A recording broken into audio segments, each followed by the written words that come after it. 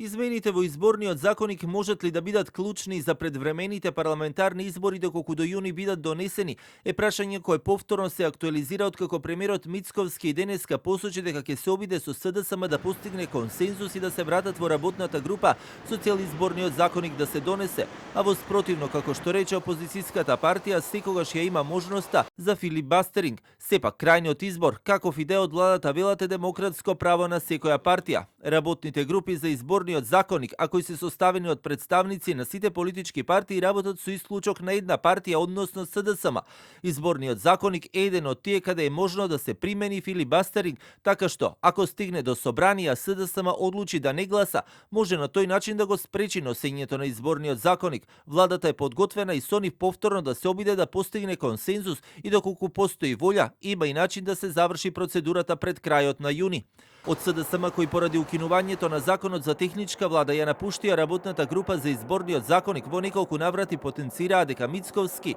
која ќе ја испразни државната каса и нема што да им понуди на граѓаните, им нуди избори. Генералниот секретар на партијата Александар Саша Димитриевич и вчера во гостување на телевизија 24 го повтори овој став, но и додаде дека СДСМ е подготвена и за предвремени парламентарни избори. Првиот момент кога ќе падне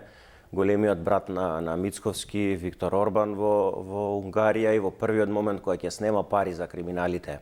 и за тендерите кои што во континуитет ги објавуваме, Мицковски ќе премине на втора фаза, тоа е најава за